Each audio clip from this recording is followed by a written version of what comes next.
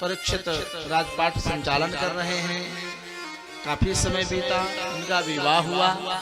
सौत्तरस्य तनया उपये में रावते जन्मे जयादि तस्याम् चतुरः उत्पादयत सुतान्।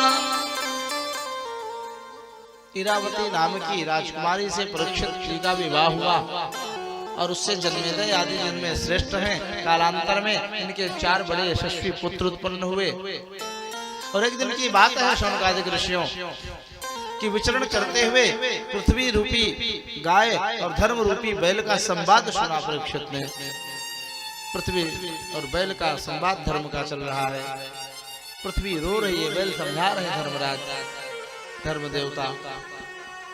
और एक दिन की बात है कि परीक्षित अपने रथ पर बैठ करके अपने धनुष को धारण करके विचरण कर रहे हैं। एकाएक देखा धर्म रूपी बैल के 3 पैरों को तोड़ दिया है।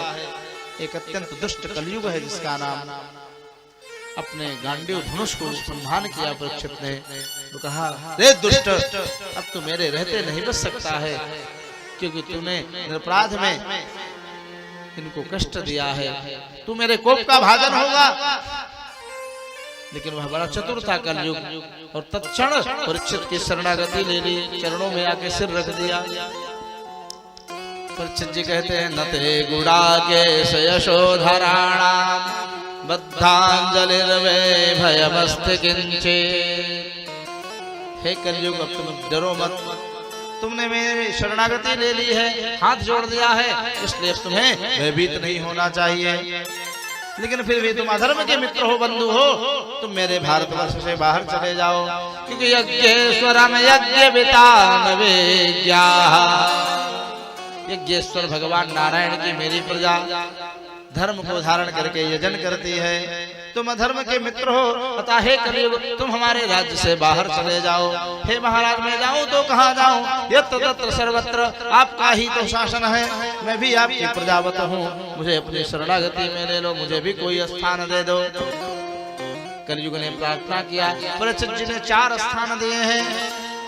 हे कलयुग, जहाँ पर जुआ होती हो, जहाँ पर हिंसा होती हो, जहाँ पर वेश्यागमन होता हो, वेश्याएं रहती हो, और जहाँ पर यत्राधर्मश्चतुर्विधा द्यूतं पानं स्त्रियासूना यत्राधर्मश्चतुर्विधा। जहाँ पान होता हो, मदिरालय हो, जहाँ शराब मदिरा लोग पान करते हो, ऐसे 4 अपवित्र स्थानों में तुम निवास करो। जाओ, मैंने तुम्हें अभेदान दिया। यहाँ से शिक्षा लेना चाहिए सब लोगों को। यदि हम अपने घर को सुंदर बनाना चाहते हैं तो इन 4 स्थलों पर कलयुग का वास है। सजा हुआ, सुंदर खेलता हुआ, खिलता हुआ घर चौपट हो जाता है यदि कोई व्यक्ति इन 4 में किसी एक तत्व को भी, एक चीज को भी अपना ले, धारण कर ले। कलयुग मति बिगाड़ देता, सब घर नष्ट हो जाता, चौपट हो जाता, सब सुख घर का चला जाता है। इसलिए इन 4 चीजों से सदा बचो। कौन कौन? विशेषता धर्मशीलो राजा लोकपति गुरु। जो धार्मिक व्यक्ति है, जो क्षत्रिय राजा है, जो ब्राह्मण है, भक्त है, वह सदा इन 4 अपवित्र स्थानों से बच के रहे। आप लोग भक्त हो कि नहीं? हाथ उठाओ। भक्त हो कि नहीं आप लोग? बोलो हाँ ना में हो। तो खैर, ये दोष माताओं में तो कम होते हैं, पुरुषों में ही ज्यादा होते हैं। कलयुग के चंगुल में पुरुष लोग ही ज्यादा फंसते हैं। इसलिए आप लोग सजग रहना, सावधान रहना, इन 4 चीजों से बच के रहना। अपने जीवन में कभी भी वेश्यागमन मत करना, मदिरापान मत करना, जीव की हिंसा मत करना, अर्थात मांस भक्षण मत करना, द्यूत माने जुआ मत खेलना, नहीं तो सब घर चौपट हो जाता है। चालाक कलयुग ने देखा कि परीक्षित इन 4 चीजों से कोई मतलब नहीं रखते हैं। जब तक राजा को मैं अपने वश में नहीं करूंगा, मेरा शासन कैसे चलेगा?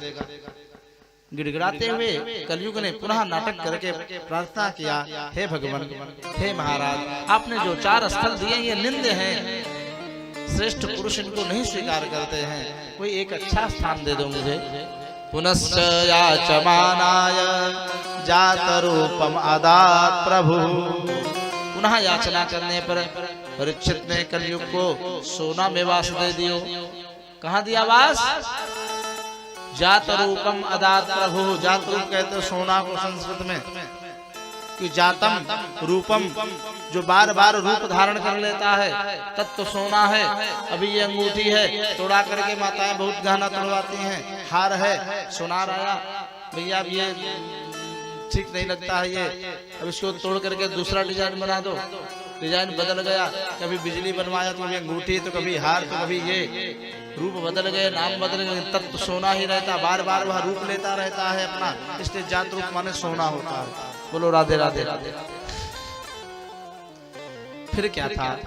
समय की प्रतीक्षा करते हुए कलयुग ने मौके की तलाश की, और जिस दिन परीक्षित की मति भ्रमित हुई और भीमसेन के द्वारा लाए हुए जरासंध के मुकुट को धारण किया, कलयुग ने अवसर पाया और चित्त में विराजमान हो गया मस्तक पर।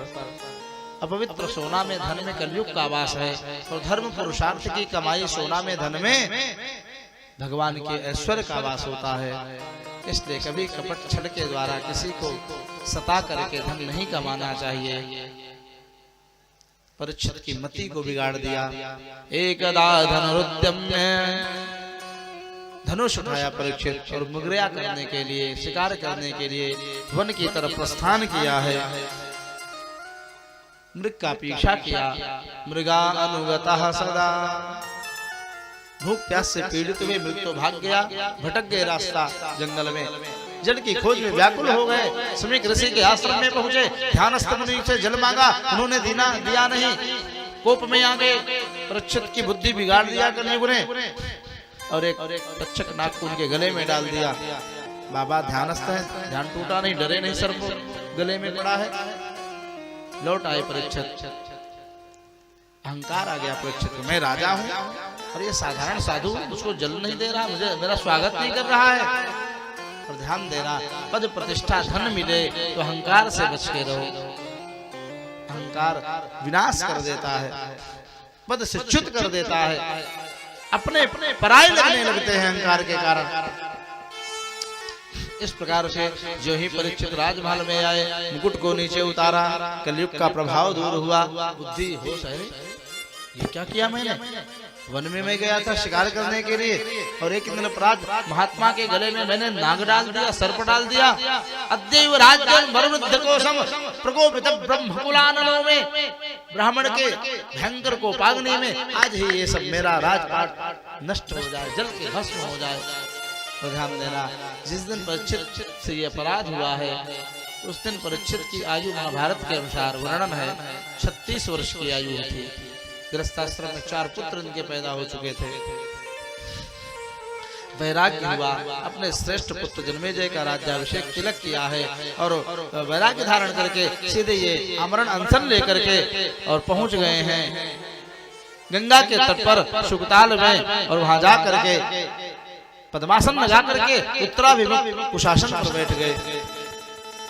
लेकिन जो ही एक क्षत्रिय राजा राजर्षि रूप धारण किए हैं, तत्रोपजगमुन भुवनम पुराणाः, भुवन को पवित्र करने वाले बड़े बड़े श्रेष्ठ ऋषि मुनियों का शुभागमन हुआ।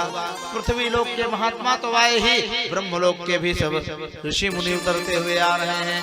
परीक्षित के सभा में आए हैं, परीक्षित निहाल हो रहे हैं। उस ब्राह्मण ऋषि कुमार ने मुझे श्राप दिया है या मुझे वरदान दिया है कि श्राप का फल तो ये नहीं होता है कि इतने श्रेष्ठ ऋषि मुनियों के महापुरुषों के दर्शन प्राप्त हों।